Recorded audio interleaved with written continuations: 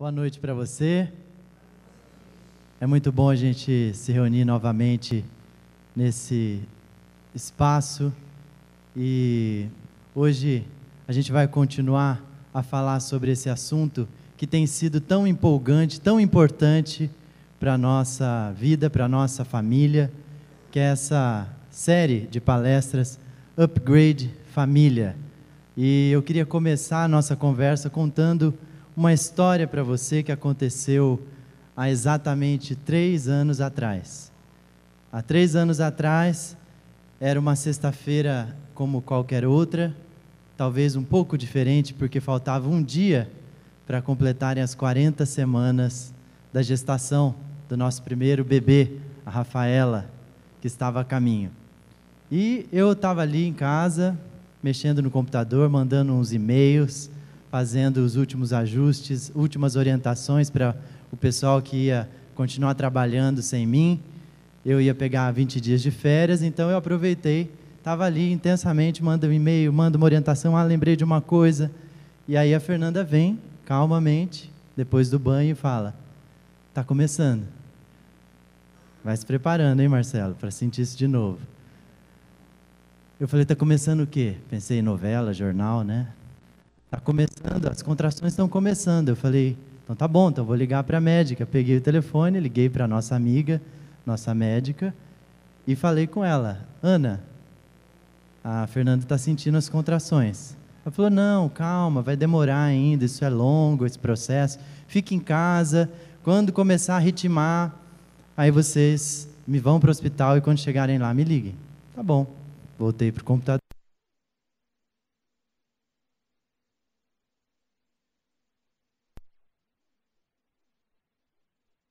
Aquele jeito que só a esposa sabe chegar e dizer, eu quero ir para o hospital agora. Eu, obviamente, obedeci, fechei o computador e fomos para o hospital. Chegamos lá, realmente o processo estava começando e a médica chegou, acompanhou, foram umas 2 horas ainda ali, até que foi rápido, de trabalho, de parto e contrações e tudo mais. Eu sei que chegou a hora da gente ir para a sala de parto. Fernanda foi, e enquanto ela tomava anestesia, eu fui me preparar e pôr aquela roupa ridícula, com aquela touca ridícula, aquele sapatinho ridículo, e eu estava retardadamente feliz. Não tem outra explicação, não tem outra palavra para descrever como eu estava me sentindo. Eu estava um retardado mesmo, estava assim, eu tirando foto, mandando para a família da touca ridícula, aquelas coisas de pai de primeira viagem. E aí chegou a hora, estava lá, o parto começou a acontecer, eu ali do lado da Fernanda como tinha prometido, e rapidamente, de uma maneira assim, tranquila, como estava toda a gestação, a Rafaela começou a nascer. E aí, a Rafaela nasceu, e quando ela nasceu, ela foi, quando a médica cortou o cordão umbilical, ela foi ficando roxinha. E ela, como não conseguiu respirar, então foi ficando roxinha, eu vendo aquela cena, o médico neonatologista que estava ali acompanhando o parto, pegou a Rafaela e já saiu com ela para uma outra sala, eu tentei olhar, não consegui ver o que estava acontecendo lá, a Fernanda perguntou, mas o bebê não chorou, o que está acontecendo? A médica, não é assim, não é que nem novela, que o neném grita e aquela choradeira, às vezes não chora. E eu tentando disfarçar, administrar aquela situação, alguma coisa eu sabia que estava errada, e foram os 24 minutos mais angustiantes da minha vida. Que tempo demorado, pareceu uma eternidade. Quando o médico voltou com ela chorando e já menos roxinha, eu comecei a respirar de novo também, o chão voltou, e aí ele entregou a Rafaela para mim e falou, tira uma foto rapidinho, essa é sua filha, mas ela vai ter que ir para a UTI. Ela vai ter que ficar em observação, eu vou passar uma sondinha no umbigo dela, e aí o chão sumiu de novo.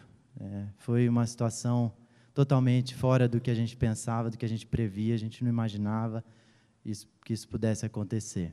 Saí da sala de parto, a Fernanda ainda ficou lá, minha sogra, minha cunhada estavam lá esperando notícias, pela minha cara talvez elas já perceberam que tinha acontecido alguma coisa, e de fato eu contei para elas o que o médico tinha dito, e a gente ficou ali orando, preocupado. Passada 1 hora mais ou menos, a gente foi para o quarto, o médico chegou lá e falou para a gente de tudo que poderia acontecer. Todas as sequelas que a Rafaela poderia ter, tudo que poderia, a partir daquele momento, acontecer na nossa vida, com esse imprevisto, dessa anóxia, essa falta de oxigênio que ela teve ali, essa dificuldade de respirar sozinha. Foi difícil ouvir tudo aquilo, eu sei que ele precisava dizer, mas foi muito difícil para a gente ouvir. A gente orou mais uma vez, a minha sogra e a minha cunhada foram embora, a Fernanda, exausta, depois de um parto normal, obviamente, dormiu, e eu fui para o sofazinho, aquele sofazinho de pai, que tem do lado da cama do hospital. Não consegui dormir, obviamente, apesar de ser confortável, aquele sofá maravilhoso, eu não consegui dormir. E aí eu fiz uma coisa, eu peguei o meu tablet e liguei a Bíblia, que a gente não abre mais a Bíblia, a gente liga a Bíblia, né? E eu estava angustiado, pensando, só conseguia pensar na minha filha, nas primeiras horas de vida dela, sozinha naquela UTI, gelada, e a gente não podendo fazer nada, ali no andar de cima. Tão pertinho, mas tão longe. E foi quando eu abri esse texto, que inclusive uma parte dele a gente já leu hoje, aqui, numa outra versão, mas eu quero ler de novo com vocês.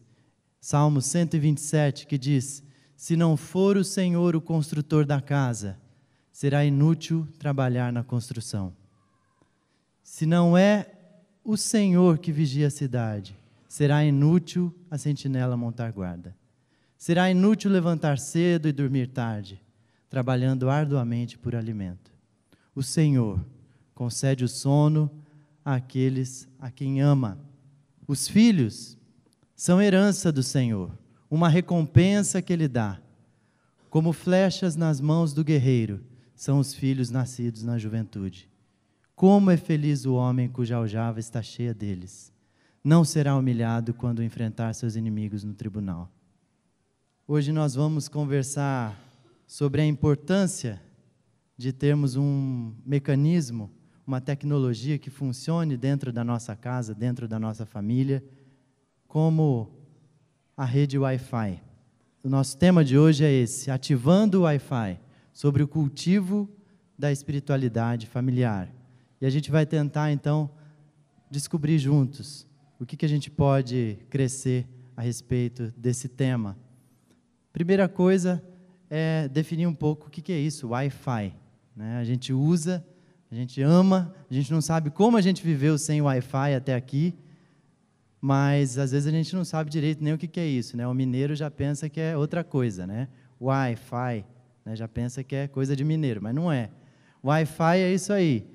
Significa Wireless Fidelity, que tem a ver com uma tecnologia que é usada sem fio por meio de rádio, de ondas de rádio. Então, com o roteador, aquele aparelhinho que está ali que vocês estão vendo, ele recebe essas ondas e transmite por meio da antena o sinal, e assim a gente pode, então, compartilhar dados, tudo ali é decodificado, e a gente usufrui dessa maravilha que é receber no celular um e-mail, receber pelo computador uma informação sem que a gente esteja conectado com aquele cabinho azul estranho que a gente usava, que a gente nem sabe mais onde está em alguma gaveta por aí, em algum lugar que a gente não usa mais. Essa é a tecnologia do futuro que chegou. Antigamente, eu não sei se vocês lembram, não faz muito tempo, antes do Wi-Fi, a gente chegava na casa das pessoas, a gente pedia um copo d'água. Você lembra disso, Edgar? Agora, quando a gente chega na casa das pessoas, a gente pede a senha do Wi-Fi. Você já percebeu isso? Não pede nem água mais. O Wi-Fi é mais importante do que a água hoje na nossa vida. Tamanha a nossa loucura. Esse é o mundo pós-moderno que a gente vive. Essa é a loucura do mundo pós-moderno que a gente vive. A gente prioriza cada coisa ridícula, né? A gente falando assim vira piada, mas é o que a gente prioriza, é o que a gente valoriza no dia a dia.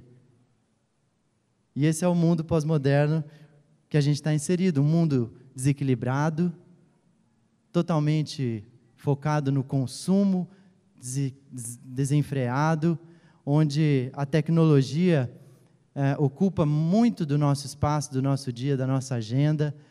A gente troca o estar com alguém por estar com uma tela na nossa frente, conversando com uma pessoa. Então, a gente deixa de lado quem está ali na mesa com a gente, almoçando, para, às vezes, teclar com alguém pelo celular. A gente já até ensinou isso aqui algumas semanas atrás. Esse é o nosso mundo pós-moderno. E a família, a nossa família, está inserida nesse mundo, nesse contexto. E a gente precisa entender, então, o que está acontecendo com a nossa família.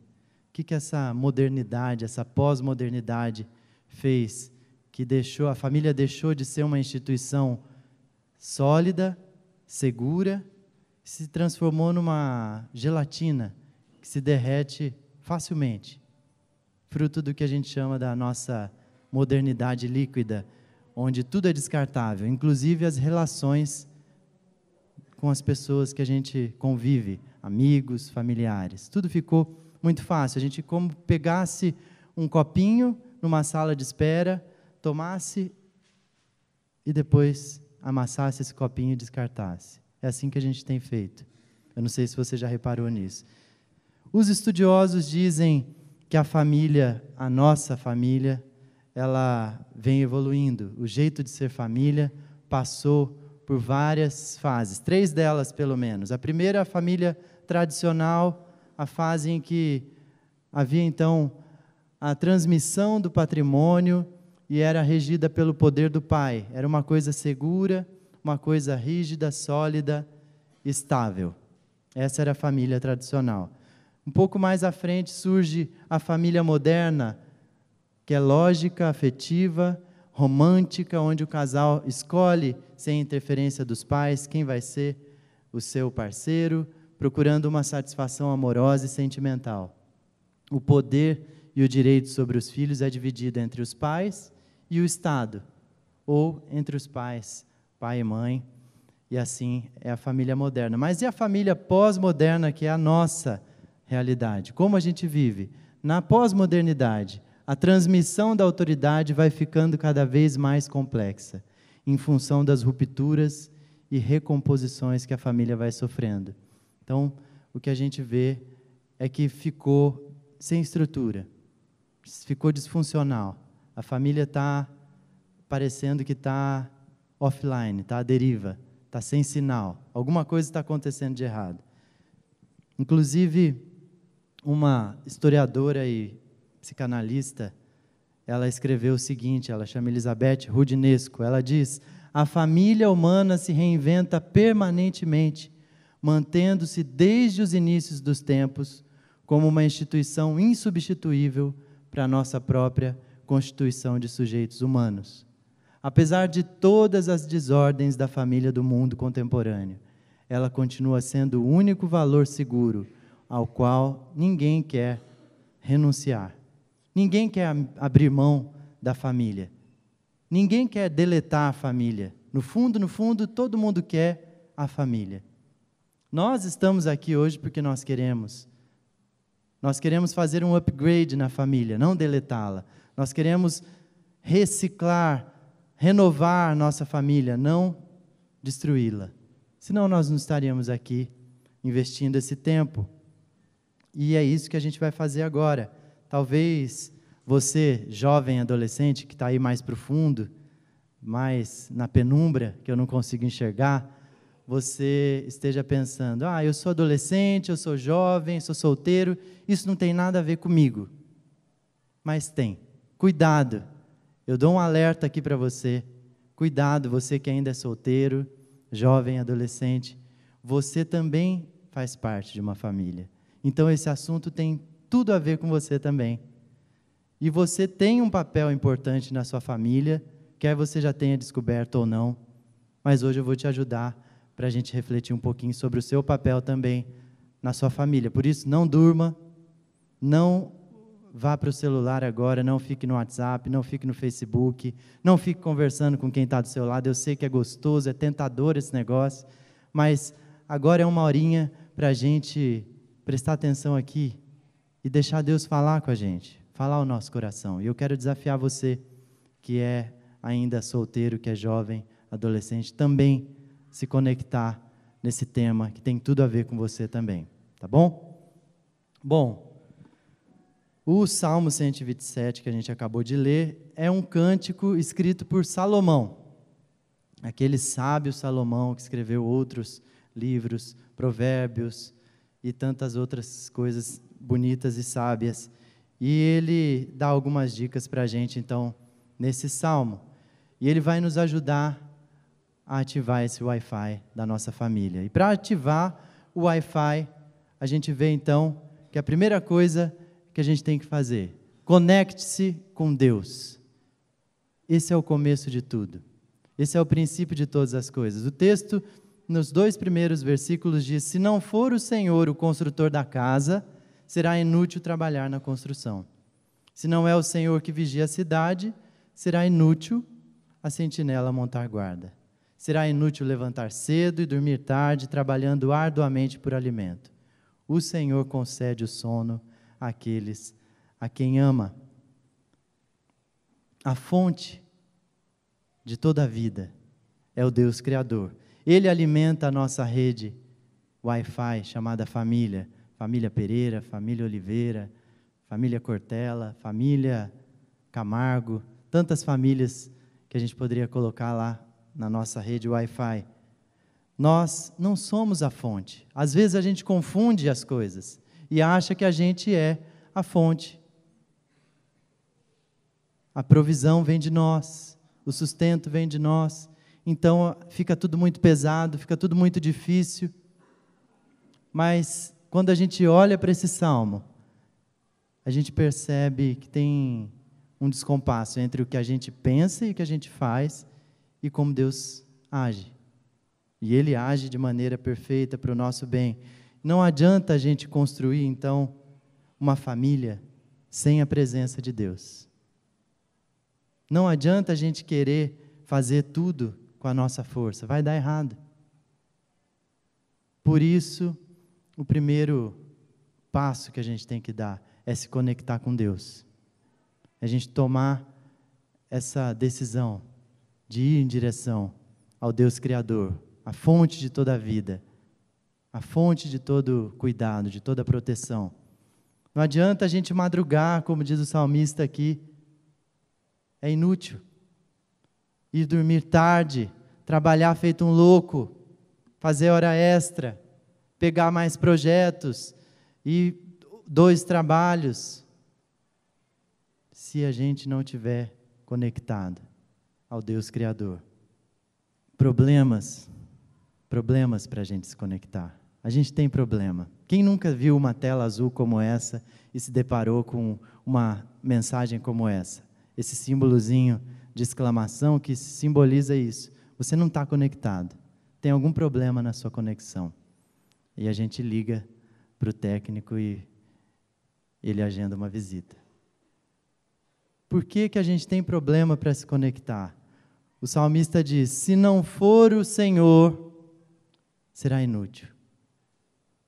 Ele nos dá a dica, mas a gente é teimoso. A gente é tão cheio de si, tão autossuficiente, que a gente pensa, não, a força está dentro de mim. Se eu me esforçar, eu vou conseguir resolver os problemas da minha casa. Se eu me esforçar, eu vou vencer sozinho. Se eu lutar, eu vou conseguir. Se eu estudar, se eu ler bastante. Não é isso que a gente pensa? Falta de prioridade. Eu não tenho tempo para essas coisas de religião. Eu não tenho tempo para essas coisas de espiritualidade. Eu não tenho tempo para Deus. Não tenho tempo para levar minha família à igreja. Eu não tenho tempo para conviver com essas pessoas da igreja. Dá muito trabalho. Falta prioridade. Falta de consciência. Falta de consciência que, se não for o Senhor, vai ser inútil. Vai ser um fardo, vai ser pesado. Falta de consciência de que a gente nunca vai resolver as coisas do jeito que a gente acha que é. A gente precisa de ajuda. A gente precisa de uma força que está além da nossa compreensão, da nossa capacidade. Eu sempre falo para casais que vão casar, e a Fernanda está aqui como testemunha, ela pode dizer, a gente marca um café lá em casa para conversar, então vocês vão casar, a gente conta algumas experiências, e uma das coisas que eu falo é exatamente isso. Cuidado, porque casamento não é um mar de rosas. Ninguém conta isso para a gente antes da gente casar, depois a gente descobre. Mas eu estou dando a dica para vocês. E sem Jesus nesse relacionamento, não vai dar certo mesmo. Com Jesus já é difícil. Agora, sem Jesus, te digo, impossível dar certo. Eu digo isso, eu vi isso dentro da minha família, eu vi isso dentro da minha casa, eu vi isso em outras famílias. E continuo vendo. A gente bater cabeça tentando resolver do nosso jeito, porque a gente não se conecta, a gente tem dificuldade com essa conexão. Se a gente olhar para o contexto desse salmo que a gente leu aqui, a gente vai ver duas coisas muito importantes. Primeiro, o que estava acontecendo ali naquela época quando Salomão escreveu esse salmo? A vontade de Deus, ela tinha sido ignorada, ela passou a ser ignorada no dia a dia das pessoas. As pessoas não consultavam mais a Deus para tomar suas decisões. Não consultavam mais a Deus na hora de escrever os seus projetos. Perderam a conexão com Deus. Esse é o contexto. Esse é o problema. E mais, a futilidade tomou conta do coração das pessoas. Então, tudo era mais importante. As joias, os carros, os celulares de tijolo da época, né? Tudo era mais importante, as coisas materiais, o trabalho. Nada parecido com o que a gente vive hoje, obviamente. Essa vida fútil fez que o coração dessas pessoas ficasse duro, ficasse fechado. Sem espaço para Deus, para a palavra de Deus, para a vontade de Deus. Eu resolvo do meu jeito. E, obviamente, deu errado. O caos se instaurou. E Salomão está escrevendo, então, esse salmo exatamente por isso. Ele diz, será inútil, presta atenção, você levantar cedo e dormir tarde, se você não tiver Deus ao seu lado, se Ele não for aquele que é a base, o alicerce da sua construção. Se a gente tivesse uma ousadia ao ponto de fazer uma paráfrase, eu tive essa ousadia de fazer uma paráfrase desse salmo, de um pedaço dele, seria mais ou menos assim: se o Senhor não for a fonte da internet, será inútil ter um roteador caro. Se o Senhor não for o provedor, será inútil um pacote de 120 mega. Será inútil colocar repetidores de sinal pela casa, pois Deus libera o sinal de internet para quem ama. Compreendeu agora? Falei a sua língua? Traduziu? Bateu um desespero assim de ficar sem internet? Não bateu? Quer dizer que por mim mesmo eu não dou conta nem de ter internet? A gente acha que dá, né? Estou pagando a conta. Percebe o enrosco que a gente se mete? Achando que a gente pode alguma coisa, esquecendo que Ele é o provedor. Ele é o dono de todas as coisas. Ele é o autor da vida. Deus pode dar uma proteção para a sua família, para a sua vida, que nenhum outro ser humano pode dar. É isso que o salmista está dizendo. Por que a gente continua pensando e agindo sem consultar a Deus, sem a presença de Deus? É isso que ele está levantando nesse texto. Mas para a gente ativar o Wi-Fi, tem mais uma questão. Tome uma decisão. Posicione-se e lute. O texto diz: os filhos são herança do Senhor, uma recompensa que Ele dá. Como flechas nas mãos do guerreiro, são os filhos nascidos na juventude. Além de você se conectar, de você perceber que Deus é a coisa mais importante, fundamental, vital para a sua vida, e se você não estiver conectado a Ele, não tem como você reproduzir isso para a sua família. Você tem que perceber isso, que tem uma decisão que você tem que tomar, que depende de você. Os filhos são herança do Senhor, são presentes que Ele dá para a gente. E a gente adora receber presente, né? Quem é que não gosta? Mas o presente vem carregado também de uma grande responsabilidade. É nossa responsabilidade criar os nossos filhos, prepará-los, educá-los. É bem verdade, o Aislan falou aqui agora há pouco, que a gente gosta mesmo é de terceirizar isso. A nossa sociedade vem experimentando isso na educação formal, terceirizando a educação para a escola. E é óbvio que tem dado errado, não tem dado certo. Porque a educação é uma responsabilidade dos pais, da família, não de uma instituição como a escola. A escola é parceira, a escola quer os pais lá dentro, quer dialogar com os pais, mas não é papel da escola ensinar a não xingar o professor, a ensinar a não jogar o papel no lixo. Isso é papel dos pais. Valores e princípios são nossa responsabilidade. E existem muitos homens e mulheres em toda a história, registrado na Bíblia, que tomaram essa decisão, se posicionaram. Um deles é o Josué. Josué, não sei se você lembra dele, mas ele é o sucessor de Moisés. Moisés tinha a tarefa de tirar o povo da escravidão do Egito e levar para a terra prometida. E chegou pertinho da terra prometida, Moisés já estava muito velhinho e era a hora dele partir.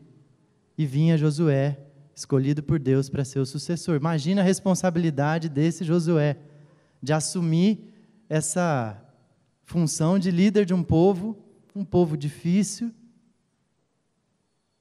Trabalho não faltava para esse homem. O celular dele tocava mais do que o celular do Lindomar. Pode ter certeza. Dia e noite sendo procurado por alguém para aconselhar, para resolver problemas. Esse era o Josué. O WhatsApp ele nem tinha, porque senão não dormiria. Dormir, na verdade, já era um luxo. Tempo para a família, então? Não sei se ele tinha. Mas olha só a decisão de Josué. Ele diz para o povo que estava vivendo uma situação de rebeldia: agora temam o Senhor e sirvam-no com integridade e fidelidade. Joguem fora os deuses que os seus antepassados adoraram além do Eufrates e no Egito e sirvam ao Senhor.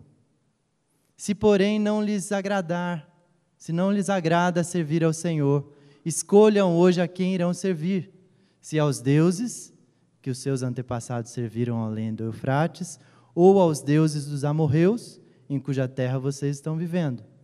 Mas eu e a minha família serviremos ao Senhor. Outra tradução diz: eu e minha casa serviremos ao Senhor. Josué tomou uma decisão que só ele podia tomar. Ele se posicionou naquele momento e falou: vamos nadar contra a corrente, vamos remar contra a maré aqui. A cultura está indo para aquela direção. Eu e minha família vamos voltar nossos olhos para Deus e vamos para aquele outro lado. E vocês? Essa é uma decisão importante de alguém que percebeu que precisava se conectar com Deus.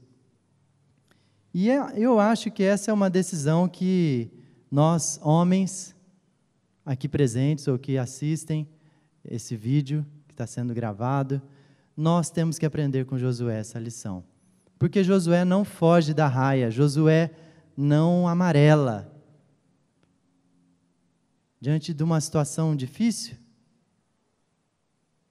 caótica, ele fala: deixa comigo, deixa para mim, eu sou o homem aqui, eu sou o responsável, eu e a minha família vamos servir, honrar, adorar ao Deus Todo-Poderoso.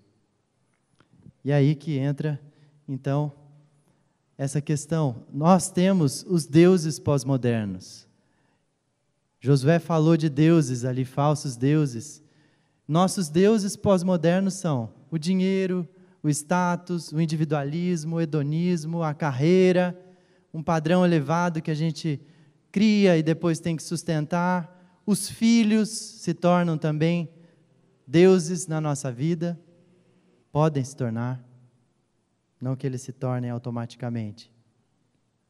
Mas a gente se mete nessas enrascadas, a gente busca tanto o nosso prazer, busca tanto a realização pessoal no trabalho, na carreira, a gente coloca um padrão tão difícil de aguentar depois, manter, em meio à crise que a gente vive, principalmente, que a gente não percebe que isso se tornou um ídolo na nossa vida. O sucesso, o dinheiro, os bens. Mas eu queria tanto que o meu filho tivesse coisas que eu não tive, que a minha esposa, a minha família tivesse um padrão elevado.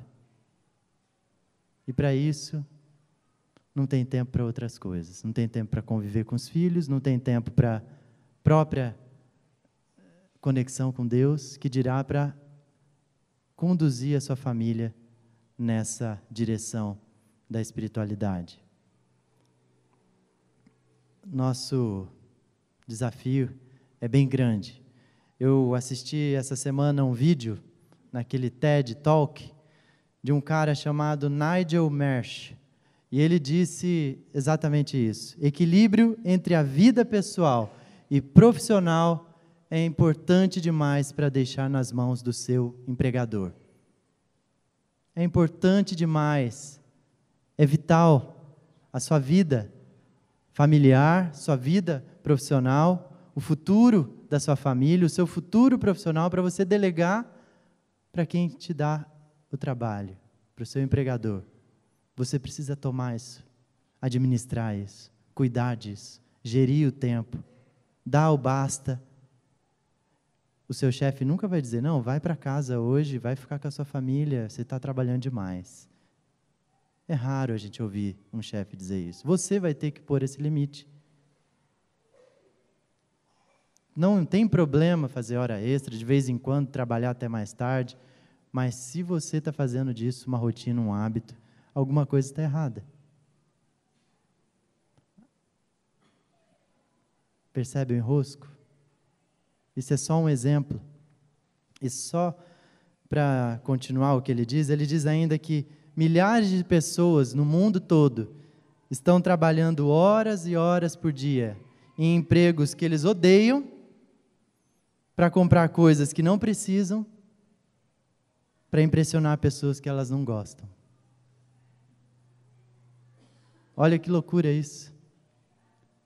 Horas e horas trabalhando numa coisa que não gosta, comprando coisa que não precisa, para impressionar quem a gente nem gosta. Essa é a nossa cultura pós-moderna. Esse é o ciclo louco que a gente vive. Josué, ele toma essa atitude de seguir a Deus, buscar um relacionamento com Ele.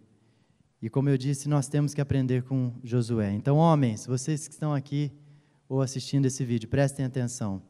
Nós somos chamados a ser líderes espirituais, não só provedores e mantenedores do status e do nível econômico das nossas famílias. A responsabilidade é nossa. Nós temos o papel importantíssimo de sermos os pastores da nossa casa. Aquele que direciona, que diz: nós vamos por aqui, como Josué fez. E dizer: eu e a minha família serviremos a Deus. E sustentar isso. Obviamente que com isso eu não estou dizendo que esse é um papel exclusivamente masculino, nem seria possível. Mulheres também têm esse papel importantíssimo de ser também referência para os seus filhos e de ser aquelas que vão investir também espiritualmente nos seus filhos. Por isso, mulheres, prestem atenção. Vocês também são responsáveis pelo legado espiritual da família de vocês. Seus filhos e netos podem se tornar discípulos de Jesus graças à fé de vocês. Quer um exemplo disso? Vou dar. O apóstolo Paulo, conversando com Timóteo, fala exatamente isso. Recordo-me da sua fé não fingida, que primeiro habitou em sua avó Lóide e em sua mãe Eunice, e estou convencido de que também habita em você. Lóide ensinou sua filha a caminhar com Jesus. Eunice aprendeu, se tornou uma discípula de Jesus e ensinou Timóteo a andar com Jesus. Timóteo se tornou um pastor. Nesse contexto aqui dessa carta que Paulo escreve, ele era um jovem pastor que estava sendo muito importante ali, abençoando vidas. Veja só que onda reverberando. A avó ensina a sua filha até chegar no seu neto. Graças à decisão de seguir Jesus, de levar Deus a sério, de não brincar com uma coisa tão importante, não negligenciar aquilo que é fundamental.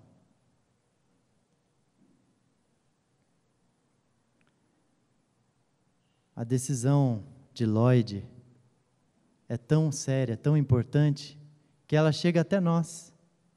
Hoje a gente tem o registro do que aconteceu lá com Timóteo, e a palavra e tudo que aconteceu lá nos abençoa. Imagina que poder essa decisão. Assim como com Josué, quando Josué diz, eu e a minha família vamos servir a Deus. E ele se posiciona e toma essa decisão e luta. O povo segue. O povo vai e volta. Se volta para Deus e volta para o caminho. Então a nossa decisão não é uma decisão que fica represada e abençoa só a nossa família. Ela transborda. Ela extravasa. É um testemunho que o nosso vizinho vê e percebe e fala, essa família tem alguma coisa aí.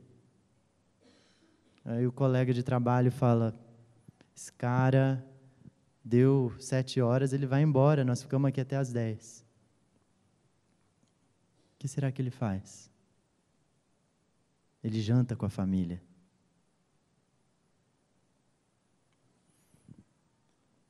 Filhos, chegamos. Falei que eu ia trazer alguma coisa para vocês. Jovens e adolescentes, acordem, vocês que estão aqui presentes. Vocês também são responsáveis por fazer a família de vocês dar certo. Por mais chocante que isso possa parecer para você. Vocês são responsáveis pelo crescimento espiritual da sua casa também, da sua família. Sabia disso? Tá ligado? Olha só. Filhos, obedeçam a seus pais em tudo, pois isso agrada ao Senhor. Sabe o que significa em grego esse obedeçam aos pais em tudo? Tudo. Significa tudo. Quando a gente toma a decisão de obedecer nossos pais, por mais que isso seja difícil, porque a gente já nasce com o DNA do pecado em nós, então a gente já nasce querendo contrariar, a gente já nasce querendo desobedecer. Quando a gente obedece, quando a gente honra nossos pais, a gente agrada a Deus. E quando a gente agrada a Deus, a gente fez a vontade de Deus. E a gente contribui para que a nossa família cresça espiritualmente. Quando você honra seu pai, sua mãe, você está obedecendo o mandamento de Deus, que diz: honra teu pai e tua mãe, para que se prolonguem os seus dias aqui na terra. É um mandamento com uma promessa de vida. Então, se você é um jovem, um adolescente que quer levar Deus a sério, você precisa pensar como você tem se relacionado com seus pais. Se você quer agradar a Deus, você quer obedecer a Deus, você precisa começar obedecendo seu pai e sua mãe. Sim. Eu sei que você vai me odiar para sempre, mas é isso aí. É bem isso. Você me diz que seus pais não te entendem, mas você não entende seus pais. Você culpa seus pais por tudo, isso é um absurdo. Eu sei que essa letra é velha, essa música é antiga, mas os jovens gostam de Legião Urbana até hoje, que eu sei. Cantam essa música, choram, é preciso amar, né? E aquela choradeira. Mas quando chega nessa parte aqui, dá uma enroscada, né? Você culpa seus pais por tudo. Eu vou contar um segredo para você que é filho, que é filha. Seus pais não nasceram sabendo ser pai e mãe. Nós não nascemos sabendo ser pai e mãe. E com quem que a gente aprende? Com vocês, os filhos. Então, a minha orientação, minha dica é: pegue mais leve com seu pai e com a sua mãe. Tenha mais carinho, tenha mais respeito, tenha mais misericórdia com ele. Essa relação é uma relação de ensino e aprendizado. A relação pai e filho, mãe e filha é assim. É uma relação de ensino e aprendizado. Não é só o pai ensina e o filho aprende. Não, a gente aprende com os filhos e assim deve ser. E os pais devem ter humildade para aprender, principalmente as coisas da tecnologia que são tão fáceis para eles e às vezes a gente fica com vergonha ou fica meio emburrado, não quer perguntar, porque como meu filho vai me ensinar a mexer no notebook? Que bom que ele sabe mexer, vamos aprender, vamos criar uma ponte aí, vamos conversar.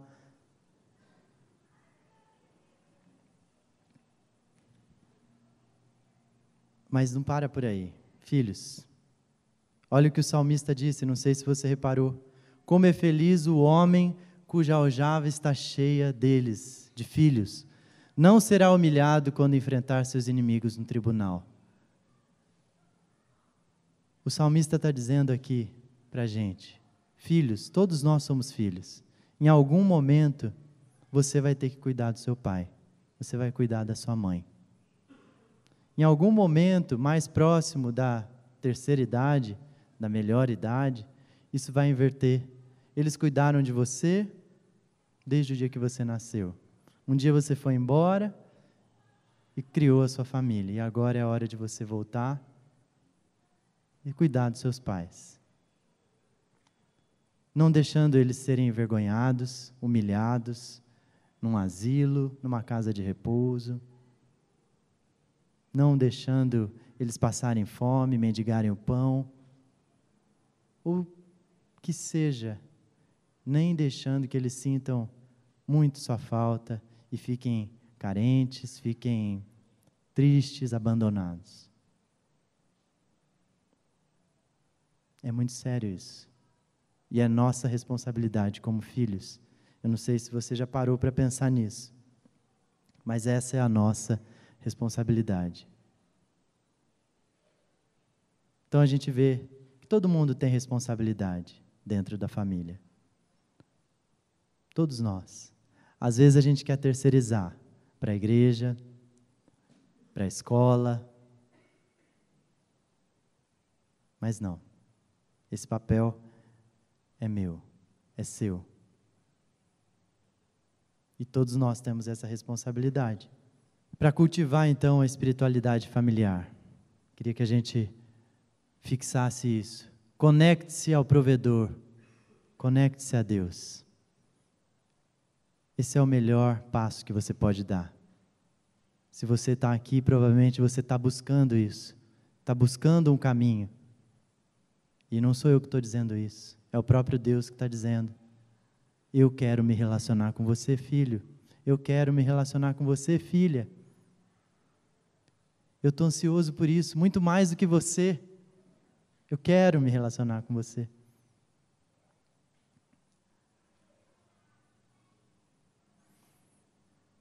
Lute para manter sua família conectada. A partir do momento que a gente se conecta a Deus, a gente tem condições de multiplicar esse sinal, de fornecer para os nossos filhos a senha do Wi-Fi e falar: esse é o caminho, é por aqui. Viva na prática o que você diz crer. Quando a gente fala desse assunto, a gente não pode esquecer de uma coisa. Há uma pesquisa que foi feita há alguns anos, 2 anos atrás, que constatou que 80% dos jovens que saem, que deixam a igreja, a comunidade cristã, deixam por 5 razões. Uma delas é essa: porque eles não veem coerência entre o que se diz e o que se vive. O que se prega e o que se faz na prática. Isso é na comunidade, vendo as pessoas, vendo os líderes, mas também, principalmente, dentro de casa. Você não pode mentir para mim. Diz que eu não estou. Diz que eu não estou. Como isso é possível?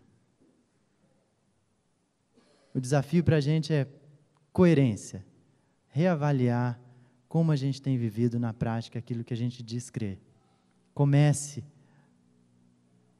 a viver mais aquilo que você diz acreditar. Seu filho vai ouvir isso muito mais do que uma pregação, uma palestra, uma mensagem, uma aula de um professor.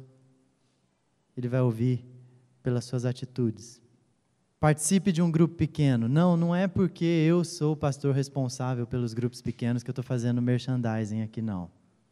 É porque eu participo de um grupo pequeno, tenho um grupo pequeno na minha casa e tenho visto isso acontecer na minha família e em outras famílias. É muito bom.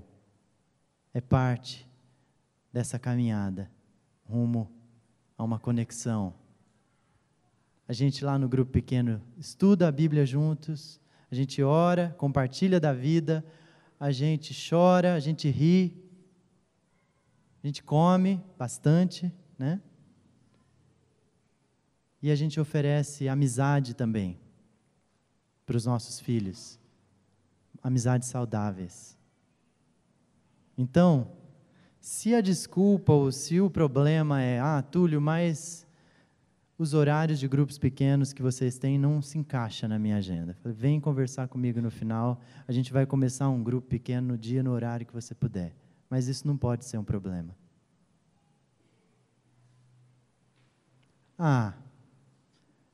Mas as minhas crianças são pequenas, as minhas também. E a gente tem um grupo com crianças pequenas, lá na minha casa, na Aldeia da Mata, outros lugares, e dá certo. E não é um passatempo, é investimento. Envolva-se com a comunidade. Não é só vir aqui, sentar, cantar, ouvir, e aí acabou, sai correndo. Bota as crianças no carro e vai embora correndo rápido. Fica, conversa, convive, se envolva, sirva em algum ministério, contribua. Seus filhos vão ver tudo isso. Isso são lições valiosas para eles, que vão ficar muito gravadas na memória deles. A Bíblia diz que quando a gente ensina os nossos filhos no caminho que eles devem andar, quando eles forem velhos, eles ainda vão se lembrar. Essa é promessa de Deus para nós. Envolva-se. Desenvolva uma prática de oração e leitura bíblica em família. E eu sei, quando eu falo isso, você já desanima. Você fala, Túlio, você não conhece minha rotina. Nesse mundo pós-moderno que a gente vive, quem tem tempo para isso? Nós temos que ter. Uns 15 dias atrás, eu e a Fernanda decidimos, nós vamos com 2 crianças pequenas, vamos tentar, vamos fazer, nós 4, um tempo, segunda-feira, minha folga, peguei, e depois de umas 2 horas, a criança fez cocô, daí para tudo, aí vai dar janta, para tudo, aí vai um tempão até conseguir sentar e fazer esse tempo acontecer. Aí a gente cantou junto, a gente leu uma história, a gente orou junto. Foi tão bom. E a gente precisa disso. Não dá para ser todo dia, mas dá para ser uma vez por semana? Talvez dê. Se você priorizar, vai dar. Se você se esforçar, vai dar. Se todo mundo fizer um acordo e se esforçar, vai dar.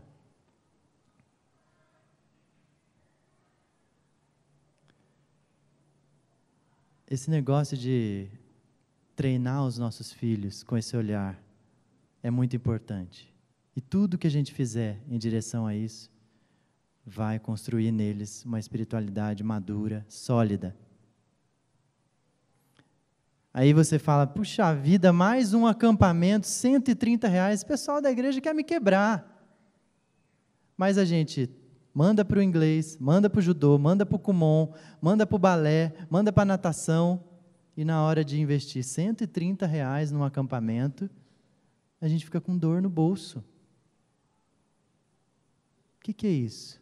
É falta de prioridade, só pode. Não, e ainda depois tem uma conferência jovem em julho, para quebrar ainda. R$20, já foi 130, já dá R$150. O que vai ser isso? A melhor poupança que você pode fazer, o melhor investimento que você pode fazer na vida do seu filho é esse. Lá na frente, você vai sacar isso. Lá na frente, os princípios e valores que a gente ensinar aos nossos filhos a viver, a gente vai perceber o fruto, o resultado. Mas a responsabilidade é nossa. Se a gente é sozinho em casa, aconteceu o divórcio, a comunidade vai apoiar, vai fazer o papel, vai suprir, vai ter um tio da comunidade, uma tia, um vô, uma avó, que vai suprir a necessidade. A responsabilidade vai ser ainda sua como pai ou sua como mãe, primordialmente, mas a comunidade é a família estendida. Não despreze isso. Eu contei para vocês no começo aquela minha experiência com a chegada da Rafaela, e a coisa mais importante que eu aprendi naquela lição de vida toda que ela nos deu naquele primeiro dia foi: nossos filhos, eles não são nossos, eles são filhos do Deus Pai antes de ser nossos filhos. E nós não somos os salvadores, os redentores dos nossos filhos. Jesus é o Salvador dos nossos filhos. Nos cabe apenas orientá-los, indicar o caminho, ensiná-los, treiná-los, capacitá-los. Como marido, como esposa, como pai, como mãe. A gente tem que fazer isso. E como filhos, cuidar dos nossos pais quando chegar a hora. É assim que a gente vai ativar o Wi-Fi, é assim que a gente vai cultivar na prática a espiritualidade dentro da nossa casa, na nossa família. Não tem uma receita de bolo, não tem uma metodologia em 5 passos, mas tem esse caminho de você descobrir. Deus vai te dar a criatividade, a estratégia para você fazer do jeito que funciona para a sua família. Eu tenho certeza que Ele vai, se você buscar, se você priorizar isso no seu tempo. Eu queria que a gente orasse agora, queria que você conversasse com Deus a respeito disso. É muito importante isso que a gente está falando aqui, tem a ver com você, pai, mãe, marido, mulher, filhos. Conversa, se você não tem caminhado nessa direção, confesse isso diante de Deus e peça ajuda, como pai, como mãe, como avô, como avó. que você pode fazer para começar, para se conectar com Deus, para lutar por sua família?